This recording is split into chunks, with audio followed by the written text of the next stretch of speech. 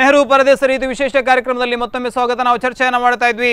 ಸುಭಾಷ್ ಚಂದ್ರ ಬೋಸ್ ಅವರ ನಿಗೂಢ ಕಣ್ಮರೆಯ ನಂತರ 20 ವರ್ಷಗಳ ಕಾಲ ನಮ್ಮ ದೇಶದ ಭಾರತ ಸರ್ಕಾರವೇ ಸುಭಾಷ್ ಚಂದ್ರ ಬೋಸ್ ಅವರ ಕುಟುಂಬದ ಮೇಲೆ ಒಂದಷ್ಟು ಹದ್ದಿನ ಗಣ್ಣನ್ನು ಇಟ್ಟಿತ್ತು. ಅವರ ಪ್ರತಿಯೊಂದು ಚಲನವಲನಗಳನ್ನು ಕೂಡ ನಮ್ಮ ಗುಪ್ತಚರ ಇಲಾಖೆ ಅಧಿಕಾರಿಗಳು ದಾಖಲಿಸ್ತಾ ಇದ್ರು ಅನ್ನುವಂಥದ್ದು. ಈ ಎಲ್ಲ ಮಾಹಿತಿಗಳು ಇತ್ತೀಚೆಗೆ ಬಹಿರಂಗಗೊಂಡ ನಂತರ ಎಲ್ಲ ಕಡೆಗಳಲ್ಲಿ ಕೂಡ ಒಂದಷ್ಟು ಚರ್ಚೆಗಳು ನಡೀತಾ ಇವೆ. ನಾನು ಮೊದಲನೇದಾಗಿ ದಿಲೀಪ್ ಅಡಿಗ ಅವರಲ್ಲಿ ಕೇಳಬೇಕು. 45ರಲ್ಲಿ ಅವರು ತೀರಿಕೊಂಡಿಲ್ಲ ಅನ್ನುವಂಥದ್ದು ಬಹಳಷ್ಟು ಜನ ಹೇಳ್ತಾ ಇದ್ದಾರೆ. ಆದರೆ ನಮ್ಮ ಸರ್ಕಾರ ಇವತ್ತಿಗೂ ಕೂಡ ಅವರ ಹುತಾತ್ಮ ದಿನ ಅಂತ ಹೇಳ್ಕೊಂಡು ಆಚರಿಸ್ತಾ ಇದ್ದಾರೆ. ನಿಮ್ಗೆ ಏನು ಅನಿಸ್ತದೆ, ಅವತ್ತು ಅವರು ತೀರ್ಕೊಂಡಿದ್ದಾರಾ? ಇಲ್ಲ, ಖಂಡಿತ ಇದು ಸುಭಾಷ್ ಚಂದ್ರ ಬೋಸ್ರ ಹಿಂದೆ ಇರುವಂತಹ ಸಾವಿನ ಮಿಸ್ಟ್ರಿ ಇದುವರೆಗೂ ಯಾರಿಗೂ ಭೇದಿಸಕ್ಕಾಗೋದಿಲ್ಲ, ಆಗಿಲ್ಲ. ಆದ್ರೆ ಅವರು 45ರಲ್ಲಿ ಸತ್ತಿಲ್ಲ ಅನ್ನೋದಂತೂ ಸುಸ್ಪಷ್ಟ. ತುಂಬಾ ಥಿಯರಿಗಳಿದಾವೆ. ಅವರು ಹೇಗಿದ್ರು, ಸಾಯ್ಲಿಲ್ಲ ಅಂದ್ರೆ ಹೇಗಿದ್ರು ಅಂತ ಹೇಳಿ. ಸಾಯ್ಲಿಲ್ಲ ಅನ್ನೋದು ಹೇಗೆ ಕನ್ಫರ್ಮ್ ಆಗತ್ತೆ ಅಂದ್ರೆ, ಅವರ ವಿಮಾನ ಎಲ್ಲಿ ಪತನ ಆಯ್ತು ಅಂತ ನಾವು ಇವತ್ತು ನಂಬಿದೀವಿ, ಅಲ್ಲಿನ ಸರ್ಕಾರವೇ ಅವತ್ತು ಯಾವುದೇ ವಿಮಾನ ನಮ್ಮ ದೇಶದ ಮೇಲೆ ಹಾರಾಡಿಲ್ಲ ಅಂತ ಹೇಳಿಕೆ ಕೊಟ್ಟಿದೆ. ಟೈಪೆಯಲ್ಲಿ ಅವ್ರು ಹಾಗಾದ್ರೆ ಎಲ್ಲಿದ್ರು? ನೇತಾಜಿ ಸುಭಾಷ್ ಚಂದ್ರ ಬೋಸ್ ಎಲ್ಲಿದ್ರು? ತುಂಬಾ ಥಿಯರಿಗಳಿದಾವೆ ಇದರಲ್ಲಿ. ಒಂದು ಮುಖ್ಯವಾದ ಥಿಯರಿ ಅಂದ್ರೆ, ನೆಹರೂರವರಿಗೆ ಅಂದಿನ ಸೋವಿಯತ್ ರಷ್ಯಾ ತುಂಬಾ ಆಪ್ತವಾಗಿದ್ದ ಕಾರಣ ಸೈಬೀರಿಯಾದಲ್ಲಿ ಸ್ಟಾಲಿನ್ ಈ ಪ್ರಭಾವ ಬಳಸಿ ಸೈಬೀರಿಯಾದಲ್ಲಿ ಸುಭಾಷ್ ಚಂದ್ರ ಬೋಸ್ರನ್ನ ಯುದ್ಧ ಕೈದಿಯಾಗಿಟ್ಟಿದ್ರು ಅನ್ನೋದು ಒಂದು ಬಹುದೊಡ್ಡ ಆರೋಪ ಇದೆ ನೆಹರು ಮೇಲೆ.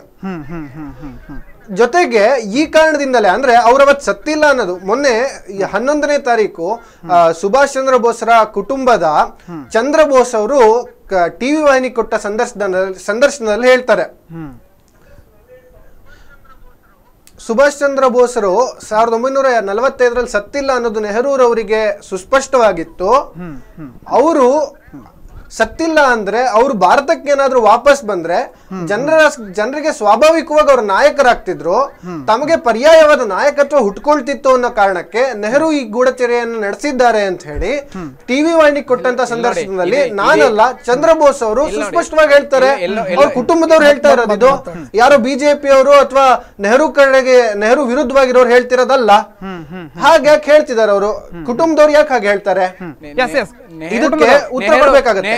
ಜೊತೆಗೆ ಸುಭಾಷ್ ಚಂದ್ರ ಬೋಸ್ರನ್ನ, ಸುಭಾಷ್ ಚಂದ್ರ ಬೋಸ್ ಸೇರಿದಂತೆ ಹಲವಾರು ಹೋರಾಟಗಾರರನ್ನ ನಮ್ಮ ದೇಶದಲ್ಲಿ ನಡೆಸಿಕೊಂಡಿರುವಂತ ರೀತಿ, ಅಂದ್ರೆ ನಂತರ ಬಂದ ಸರ್ಕಾರ ನಿಜವಾಗ್ಲೂ ಶೋಚನೀಯವಾಗಿದೆ. ನೇತಾಜಿ ಸುಭಾಷ್ ಚಂದ್ರ ಬೋಸ್ ಅವರು ಬೇರೆಯವರೇನಾಗಿರ್ಲಿಲ್ಲ. ಪುನಃ ಭಾರತಕ್ಕೆ ಬಂದಿದ್ರೆ ಇವರಿಗೆ ನೆಹರು ಅವರ ಅಧಿಕಾರ ಹೋಗ್ತಿತ್ತು. ನೆಹರು ಬೇರೆ ಇಡೀ ಭಾರತ ಅವರ ಅಧಿಕಾರ, ಅವರ ನಾಯಕತ್ವದಲ್ಲಿ ಹೋದ್ರೆ ಕೂಡ ಕಾಂಗ್ರೆಸ್ಗೆ ಪ್ಲಸ್ ಆಗ್ತಿತ್ತು. ಯಾಕಂದ್ರೆ ಅವರು ನಮ್ಮ ರಾಷ್ಟ್ರೀಯ ಕಾಂಗ್ರೆಸ್ನ 2 ಬಾರಿಯ ರಾಷ್ಟ್ರಾಧ್ಯಕ್ಷರಾಗಿದ್ದವರು. ಅವರು 1939ನೇ ಇಸ್ವಿಲಿ ಪಟ್ಟಾಭಿ ಸೀತಾರಾಮರ ವಿರುದ್ಧ ಸುಭಾಷ್ ಚಂದ್ರ ಬೋಸ್ ದೂರ ಇಡ್ತಾ ಹೋದ್ರು. ಸುಭಾಷ್ ಚಂದ್ರ ಬೋಸ್ ಅವತ್ತಿಂದ ಕಾಂಗ್ರೆಸ್ ದೂರ ಆಗ್ತಾ ಹೋದ್ರು. 1940ನೇ ಇಸ್ವಿ ಅದೇ ಮುಖ್ಯ ಕಾರಣ. ಅವರು ಕಾಂಗ್ರೆಸ್ನಿಂದ ದೂರವಾಗಿದ್ರು. ನೆಹರೂರಿಗೆ ಸುಭಾಷ್ ಚಂದ್ರ ಬೋಸ್ ಭಯ ಕಾಡ್ತಿತ್ತು. ನೋಡಿ, ಇದು ಇತ್ತಲ್ಲ, ಈಗ ಏನ್ ಆಗ್ತಾ ಇದೆ, ಇದು ಆಂಟಿ ನೆಹರುಯಿಸಂ ಬಿಟ್ರೆ ಬೇರೆ ಏನಲ್ಲ. ಇಲ್ಲಿ ನೆಹರು ಅವರ ವಿರುದ್ಧ ವ್ಯವಸ್ಥಿತವಾಗಿ ಒಂದು ನೆಹರು ಅವರ ದೇಶಕ್ಕೆ ಖಳನಾಯಕನಾಗಿ ಚಿತ್ರಿಸಲಿಕ್ಕೆ ಒಂದು ವ್ಯವಸ್ಥಿತವಾಗಿ ಷಡ್ಯಂತ್ರ ಮಾಡುವುದು. ಅದಕ್ಕೋಸ್ಕರ ಇವರು ನೆಹರು ಅಂತ ಹೇಳ್ತಕ್ಕಂಥ, ಇಲ್ಲಿ ನೋಡಿ, ಆ 20 ವರ್ಷದಲ್ಲಿ 4 ಜನ ದೇಶದ ಪ್ರಧಾನಿಯಾಗಿದ್ರು. ಹಾಗಾದ್ರೆ ಆ 4 ಜನ ಪ್ರಧಾನಿಗಳು ಕೂಡ ಇದರಲ್ಲಿ ಭಾಗಿದಾರರಾಗಿರ್ತಾರೆ. ಯಾಕಂದ್ರೆ 64ರ ತನಕ ನೆಹರು ಅವರು ಪ್ರಧಾನಿಯಾಗಿದ್ರು. 64ರ ನಂತರ 2 ವರ್ಷ ಲಾಲ್ ಬಹದ್ದೂರ್ ಶಾಸ್ತ್ರಿ ಅವರು ಪ್ರಧಾನಿಯಾಗಿದ್ರು. ತದನಂತರ 8 ತಿಂಗಳು ಗುಜರಾಲ್ ನಂದಾ ಅವರು ಪ್ರಧಾನಿಯಾಗಿದ್ರು. ತದನಂತರ ಇಂದಿರಾ ಗಾಂಧಿ ಅವರು ಅಧಿಕಾರ ಸ್ವೀಕಾರ ಮಾಡಿದ್ರು. ಹಾಗಾದ್ರೆ ಆ 20 ವರ್ಷದಲ್ಲಿ ಇವರೆಲ್ಲರೂ ಬರ್ತಾರೆ. ಹಾಗಾದ್ರೆ ಇವರನ್ನು ಎಲ್ಲ ಇಲ್ಲಿ ನೋಡಿ, ನೀವು ಕೂಡ ಪ್ರೋಗ್ರಾಮ್ ಅಲ್ಲಿ ಹೇಳಿದ್ರಿ ನೆಹರು ಪರದೆ ಸರಿಯಿತು. ಇಲ್ಲಿ ನೋಡಿ, ಇದು 20 ವರ್ಷದಲ್ಲಿ 4 ಜನ ಪ್ರಧಾನಿಗಳು, 8 ಜನ ಗೃಹ ಸಚಿವರನ್ನು ಕಂಡಿದೆ. ಇಲ್ಲಿಂದ ಎಲ್ಲೂ ಲೀಕ್ಔಟ್ ಆಗಿರ್ಲಿಲ್ಲ ವಿಷಯ. ಮತ್ತೊಂದು ವಿಷಯ ಹೇಳಿದ್ರೆ, ಈ ಸೆಲೆಕ್ಟಿವ್ ಆಗಿ ಲೀಕ್ ಆಗ್ತಿರೋ ಬಗ್ಗೆ ಮೊನ್ನೆ ತಿರುವನಂತಪುರದ ಶ್ರೀಜಿತ್ ಪಣಿಕ್ಕರ್ ಮತ್ತೆ RTI ಕಾರ್ಯಕರ್ತ ಸುಭಾಷ್ ಅಗರ್ವಾಲ್ ಅವರು ಇವರಲ್ಲಿ ಕೇಳ್ತಾರೆ, ಪ್ರೈಮ್ ಮಿನಿಸ್ಟರ್ ಆಫೀಸ್ ಅಲ್ಲಿ ನೇತಾಜಿ ಅವರ ಬಗ್ಗೆ ನಮಗೆ ಮಾಹಿತಿಯನ್ನು ಕೊಡಿ ಅಂತ ಮಾಹಿತಿ ಹಕ್ಕು ಕಾಯ್ದೆ ಮೂಲಕ ಕೇಳ್ತಾರೆ. ಸರಿ, ಅವರಿಗೆ ಪ್ರಧಾನಮಂತ್ರಿ ಕಚೇರಿಯಿಂದ ಒಂದು ಉತ್ತರ ಬರ್ತದೆ. ಉತ್ತರ ಏನಂತ ಹೇಳಿದ್ರೆ, ಇದು ರಾಜತಾಂತ್ರಿಕ ಸಮಸ್ಯೆ ಇರುವುದರಿಂದ ನಿಮಗೆ ಈ ಮಾಹಿತಿಯನ್ನು ಕೊಡಲಾಗುವುದಿಲ್ಲ. 2007ರಲ್ಲೂ ಕೂಡ ಇದೇ ಮಾಹಿತಿಯನ್ನ ಮಾಹಿತಿ ಹಕ್ಕಿನ ಮೂಲಕ ಕೇಳಿದ್ರು ಕೋಲ್ಕತ್ತಾದವರು ಒಬ್ರು. ಸರಿ, ಆವಾಗ ಕೂಡ ನಮ್ಮ ಪ್ರಧಾನಿ ಮನಮೋಹನ್ ಸಿಂಗ್ ಅವರ ಆಫೀಸಿಂದ ಸೇಮ್ ಉತ್ತರ ಬಂದಿತ್ತು, ರಾಜತಾಂತ್ರಿಕ ಸಮಸ್ಯೆ ಇರೋದ್ರಿಂದ ಅವತ್ತು ಇದು ದೇಶದ್ರೋಹ ಆಗಿ ತೋರಿತ್ತು ಇವರಿಗೆಲ್ಲ, ಇವತ್ತು ಇದು ರಾಜತಾಂತ್ರಿಕ ಸಮಸ್ಯೆ ಅಂತ ನಾವೆಲ್ಲ ಒಪ್ಕೊಳ್ಳೇಬೇಕು. ಮಟ್ಟ ರತ್ನಾಕರ್ ಹೆಗಡೆ ಅವರು ಹೇಳ್ತಾ ಇದ್ದಾರೆ.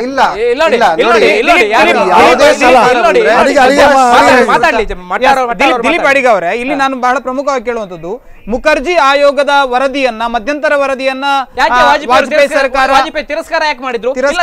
ತಿರಸ್ಕಾರ ಮಾಡುವ ಪ್ರಶ್ನೆ ಅಲ್ಲ. ಅವರು ಹೇಳಿದ ಕಾರಣ ಇದೆ, ರಾಜತಾಂತ್ರಿಕ ಸಮಸ್ಯೆ, ನಮ್ಮ ಹೊರದೇಶದ ಏನು ಸಂಬಂಧಗಳು ಹದಗೆಡ್ತವೆ ಅನ್ನುವಂತ ಕಾರಣವನ್ನು ಕೊಟ್ಟರು. ಆ ಸಂಬಂಧಗಳು ಅಷ್ಟು ಆಳವಾದ ಸಂಬಂಧ ಇರುವಂತದ್ದು ಯಾವ ದೇಶದೊಂದಿಗೆ ಅಂತ ಅನಿಸ್ತಾ ಇದೆ ದಿಲೀಪ್ ಅಡಿಗರ್ವೆ? ನೋಡಿ ಮೊದಲನೇದಾಗಿ ಮುಖರ್ಜಿ ಆಯೋಗದಿಂದನೇ 45ರಲ್ಲಿ ಸುಭಾಷ್ ಚಂದ್ರ ಸತ್ತಿಲ್ಲ ಅನ್ನೋದು ಸ್ಪಷ್ಟ ಆಗಿದ್ದು.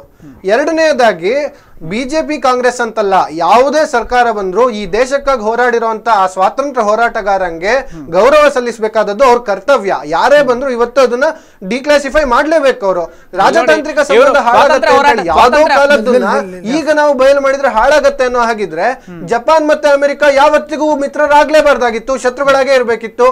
ಜರ್ಮನಿ ಮತ್ತು ಇಂಗ್ಲೆಂಡಿನ ನಡುವಿನ ಸಂಬಂಧ ಹಳಸಿ ಹೋಗ್ಬೇಕಿತ್ತು. ಯಾಕೆ ಇವತ್ತು ಹಾಗಿದೆ? ಯಾವುದೇ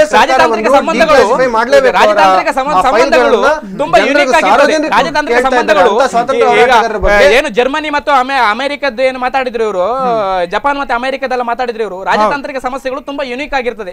ಎರಡು ರಾಷ್ಟ್ರಗಳು ಈಗ ನಮ್ಮೊಟ್ಟಿಗೆ ಜರ್ಮನಿಯೊಟ್ಟಿಗೆ ನಮ್ದು ಸಂಬಂಧಗಳು, ಅಮೆರಿಕದೊಟ್ಟಿಗೆ ಸಂಬಂಧಗಳು ಎರಡು ಒಂದೇ ಆಗಿರ್ಬೇಕು, ನಮ್ಮ ಒಪ್ಪಂದಗಳು ಒಂದೇ ಆಗಿರ್ಬೇಕು ಅಂತೇನಿಲ್ಲ.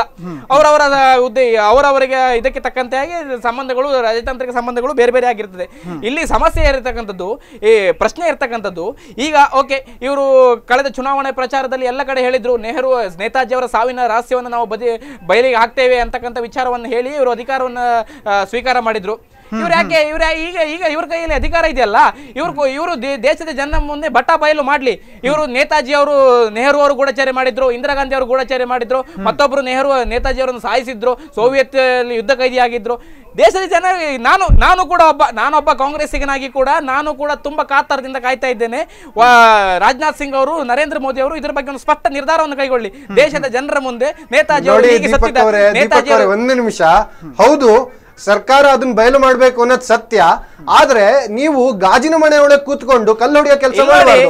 60 ವರ್ಷದಿಂದ ನಿಮ್ಮ ಸರ್ಕಾರ ಮಾಡದೇ ಇರೋದಿಲ್ಲ, ಇವತ್ತು ಬಂದಂತಹ ಸರ್ಕಾರ 10 ತಿಂಗಳಲ್ಲಿ ಮಾಡ್ಬೇಕು ನೀವು ಯಾಕೆ ಎಕ್ಸ್ಪೆಕ್ಟ್ ಮಾಡ್ತೀರಾ? ಅವ್ರು ಮಾಡ್ಬೇಕು, ಹೇಳ್ಬಾರ್ದು. ಹೇಳಕ್ಕೆ ಅವರಿಗೆ ನೈತಿಕ ಅರ್ಹತೆ ಇಲ್ಲ. 60 ವರ್ಷ ಅಧಿಕಾರ ಮಾಡಿದ್ಮೇಲೆ ಅದನ್ನ ಅವರು ಬಯಲು ಪಡಿಸದೆ ಈಗ ಸರ್ಕಾರ ಬಂದ ತಕ್ಷಣ ಬಯಲು ಪಡಿಸಬೇಕು ಅನ್ನೋದು ಕಾಂಗ್ರೆಸ್ಸಿಗರಿಗೆ ಯಾವ ಅರ್ಹತೆನೂ ಇಲ್ಲ. ಸಾರ್ವಜನಿಕರು ದಿಲೀಪ್, ಚರ್ಚೆ ಮಟ್ಟಿಗೆ ಒಪ್ಕೊಳ್ತೇನೆ, ಕಾಂಗ್ರೆಸ್ ನಿಂದ ಪ್ರಮಾದನೆ ಆಗಿದೆ. ನಿಮ್ಮ ಹತ್ರ ಅಧಿಕಾರ ಇದ್ದಿತ್ತಲ್ಲ, ವಾಜಪೇಯಿ ಅವರು ದೇಶದ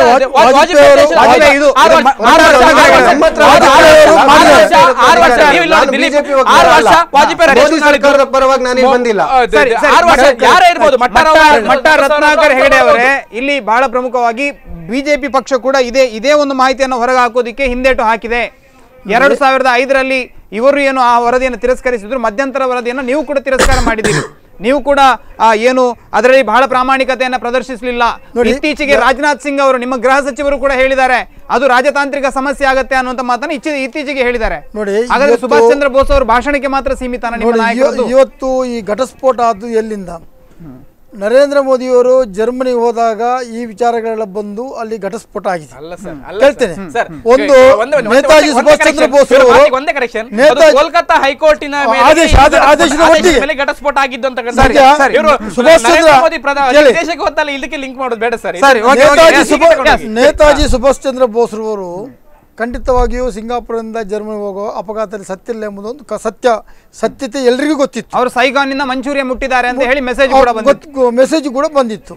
ಆದರೆ ಆವತ್ತು ಆನಂತರ ಅಧಿಕಾರಕ್ಕೆ ಬಂದವರು ಅದನ್ನು ಆವಾಗಲೇ ಪ್ರಾಮಾಣಿಕತೆಯಿಂದ ಒಂದು ವೇಳೆ ಅದನ್ನು ಪ್ರಯತ್ನ ಮಾಡಿದ್ರೆ ಸುಭಾಷ್ ಚಂದ್ರ ಬೋಸ್ರ ನಿಗೂಢತೆಯನ್ನು ನಾವು ತಿಳಿಲಿಕ್ಕೆ ಬಹಳಷ್ಟು ಸ್ಪಷ್ಟವಾಗಿ ಸಾಧ್ಯ ಆಗ್ತಿತ್ತು. ಆದ್ರೆ ಅದನ್ನ ನಾವು 67-68 ವರ್ಷ ಆದ್ರೂ ಅದನ್ನ ಸಜೀವಾಗಿ ಬಿಟ್ರೆ ಅದನ್ನ ನಾವು ಮಾಡಲಿಲ್ಲ. ವಾಜಪೇಯಿ ಅವರಿಗೆ ಮುಖರ್ಜಿ ಆಯೋಗವನ್ನು ಮಾಡಿದ್ದಾರೆ, ಮಧ್ಯಂತರ ವರದಿ ಬಂದಿದೆ. ಮಾಡಿದಲ್ಲ ಇವರು ಮತ್ತೆ ಇತಿಹಾಸವನ್ನು ತಿರುಚು ಕೆಲಸ ಮಾಡಬಾರ್ದು. ಅದು ಕೂಡ ಮುಖರ್ಜಿ ಆಯೋಗವನ್ನು ಮಾಡಿದ್ದು ಕೂಡ ಹೈಕೋರ್ಟ್ ಸರ್ಕಾರಕ್ಕೆ ಚೀಮಾರಿ ಹಾಕಿದ ಮೇಲೆ ವಾಜಪೇಯಿ ಅವರು ಮಾಡಿದ್ದು. ಇವರು ಯಾರಾದ್ರೂ ಒಬ್ಬರು ಕಮಿಷನ್ ಮಾಡಿದ್ರೆ ಅದು ಇಂದಿರಾ ಗಾಂಧಿ. ಸರ್ಕಾರ ನೇತಾಜಿ ಸಾವಿನ ಬಗ್ಗೆ ಮಾಡಿದ್ರೆ ಇಂದಿರಾ ಗಾಂಧಿ. ಅವಸರವಾಗಿ ಮಾತಾಡಬೇಡ. ಸುಪ್ರೀಂ ಕೋರ್ಟ್ ನ ನ್ಯಾಯಾಧೀಶ ವಾಲಂಟಿಯರ್ ಕಮಿಟಿ ಆಗಿದ್ದು. ವಾಜಪೇಯಿ ಅವರು ಮುಖರ್ಜಿ ಆಯೋಗ ಮಾಡಿದ ನಂತರ ಇಲ್ಲ. ಮತ್ತೆ ಮತ್ತೆ ಮತ್ತೆ ಇಲ್ಲಿ ಒಂದು ನಿಮಿಷ ಇಂದಿರಾ ಗಾಂಧಿ ಅವರಲ್ಲ, ಪುರಜೆ ರಾಯ್ ಅನ್ನೋರು ಖಾಸಗಿ ತನಿಖೆಯನ್ನ ಶುರು ಮಾಡ್ತಾರೆ ಸುಭಾಷ್ ಚಂದ್ರ ಬೋಸ್ ಅವರ ಸಾವಿನ ಬಗ್ಗೆ. ಯಾವುದೇ ಸರ್ಕಾರದ್ದಲ್ಲ, ಪುರಾಜೆ ರಾಯ್ ಅನ್ನೋರು ಖಾಸಗಿಯಾಗಿ ತನಿಖೆಯನ್ನ ಶುರು ಮಾಡ್ತಾರೆ. ಅವ್ರು ತನಿಖೆ ಶುರು ಮಾಡಿದ ತಕ್ಷಣ ಅವ್ರಿಗೆ ಜೀವ ಬೆದರಿಕೆ ಕರೆಗಳು ಬರುತ್ತೆ. ಯಾರು ಈ ಜೀವ ಬೆದರಿಕೆ ಕರೆಗಳನ್ನು ಮಾಡಿದವರು? ಯಾಕೆ ಮಾಡ್ತಾರೆ? ಇದ್ರ ಜೊತೆಗೆ ಇವರು ಅವಾಗ್ಲೇ ಹೇಳಿದ್ರು ಸುಭಾಷ್ ಚಂದ್ರ ಬೋಸ್ರು ಮತ್ತೆ ನೆಹರು ಸಂಬಂಧ ಬಹಳ ಚೆನ್ನಾಗಿತ್ತು, ಸುಭಾಷ್ ಚಂದ್ರ ಬೋಸ್ರು ವಾಪಸ್ ಬಂದಿದ್ರೆ ಅವ್ರನ್ನ ಒಪ್ಕೊಳ್ತಿದ್ರು ಅಂತ ಹೇಳಿ. ನೋಡಿ, ಹಾಗಾದ್ರೆ ಸುಭಾಷ್ ಚಂದ್ರ ಬೋಸ್ರದ್ದು ಮತ್ತೆ ನೆಹರು ಅವರ ಸಂಬಂಧ ಅಷ್ಟು ಚೆನ್ನಾಗಿದ್ರೆ ಇಂಡಿಯನ್ ನ್ಯಾಷನಲ್ ಆರ್ಮಿಯ ಸೈನಿಕರಿಗೆ ಭಾರತ ಸೇನೆಯಲ್ಲಿ ಯಾಕೆ ಅವಕಾಶ ಕೊಡ್ಲಿಲ್ಲ? ನೆಹರು ಅವರು ಸ್ವಾತಂತ್ರ್ಯ ಬಂದ ನಂತರ ಅವ್ರನ್ನ ಎಷ್ಟು ಕಾಡಿಸಿದ್ರು? 1977ನೇ ಇಸುವಿಯ ತನಕ ಅವ್ರ ಪಿಂಚಣಿಗಾಗಿ ಸೈನ್ಯದಲ್ಲಿ ಹೋರಾಡಿರೋರು ಕಾಯ್ಬೇಕಾಗತ್ತೆ ಅಂದ್ರೆ ಎಂತ ಹೀನ ಸ್ಥಿತಿ ಇದು? ಯಾಕೆ ಮಾಡ್ಲಿಲ್ಲ ಅದನ್ನ ನೆಹರು ಅವರು? ಐಎನ್ಎಗೆ ಸೇರಿದ ಎಲ್ಲ ಸೈನಿಕರಿಗೂ ಕೂಡ ಸ್ವಾತಂತ್ರ್ಯ ಹೋರಾಟಗಾರರಿಗೆ ಸಿಗುವಂತ ಪಿಂಚಣಿ ವ್ಯವಸ್ಥೆಯನ್ನ ನೆಹರು ಆವತ್ತೇ ಮಾಡಿದ್ರು. ಇವರು ಇಲ್ಲಿ ನೋಡಿ, ಇವರು ಇತ್ತಲ್ಲ ಇವ್ರಿಗೆ ಸ್ವಾತಂತ್ರ್ಯ ಹೋರಾಟಗಾರರ ಬಗ್ಗೆ ಭಾರಿ ದೊಡ್ಡ ಮಾತಾಡ್ತಾರೆ ಇವರು. ಇಲ್ಲಿ ನೋಡಿ, ನೆಹರು ಅವರು ಕೂಡ ಸ್ವಾತಂತ್ರ್ಯ ಹೋರಾಟಗಾರರು, ಲಾಲ್ ಬಹದ್ದೂರ್ ಶಾಸ್ತ್ರಿ ಅವರು ಕೂಡ ಸ್ವಾತಂತ್ರ್ಯ ಹೋರಾಟಗಾರರು, ರಾಜಗೋಪಾಲಾಚಾರ್ಯ ಅವರು ಕೂಡ ಸ್ವಾತಂತ್ರ್ಯ. ಇವರಿಗೆ ಅವ್ರ ಮೇಲೆಲ್ಲ ಇಲ್ಲದ ಕನ್ಸರ್ನ್ ನೆಹರು, ಇವರು ನೇತಾಜಿ ಅವರು. ನಮಗೆ ನೇತಾಜಿನೂ ಒಂದೇ, ನೆಹರುನು ಒಂದೇ, ಇಬ್ರು ಕೂಡ ಸ್ವಾತಂತ್ರ್ಯ ಹೋರಾಟಗಾರರು. ಇವರು ನೆಹರುವನ್ನು ತುಚ್ಛವಾಗಿ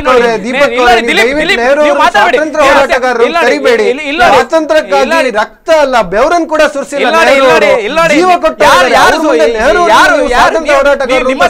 ಸ್ವಲ್ಪ ಮಾತಾಡಿದ್ರೆ ಈ ಮೊಂಡು ವಾದವಲ್ಲ. ಇವತ್ತು ಸ್ವಲ್ಪ ಮಾತ್ರ ಮಹಾತ್ಮ ಗಾಂಧಿ ಸ್ವತಂತ್ರ ಹೋರಾಟಗಾರರಲ್ಲ ಇವರ ಲೆಕ್ಕದಲ್ಲಿ. ಇವರು ನೇತಾಜಿ ನೆಹರು ಅವರು ಸ್ವತಂತ್ರ ಹೋರಾಟದಲ್ಲಿ ಕಳೆದುಕೊಂಡ ಆಸ್ತಿ ಪಾಸ್ತಿಗಳ ಲೆಕ್ಕ ಉಂಟು ಇವರ ಹತ್ರ. ಇಲ್ಲಿ ಇವರಿತ್ತಲ್ಲ, ನಾವು ಮತ್ತು ಮಾತಾಡ್ತಾ ಹೋಗುದಾದ್ರೆ ಮಕ್ಕಳ ವಾನರ ಸೇನೆ ಅಂತ ಇಂದಿರಾ ಗಾಂಧಿ ಅವರು ಕೂಡ ಸ್ವತಂತ್ರ ಹೋರಾಟಕ್ಕೆ ಆವತ್ತೊಂದು ಮಕ್ಕಳದೊಂದು ಇದು ಮಾಡ್ಕೊಂಡು ಬಂದಿದ್ರು.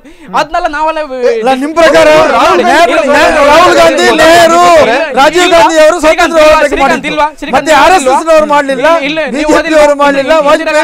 ಇಂದಿರಾ ಗಾಂಧಿ ಅವರು ಮಕ್ಕಳ ವಾನರ ಸೇನೆ ಅಂತಕ್ಕಂತ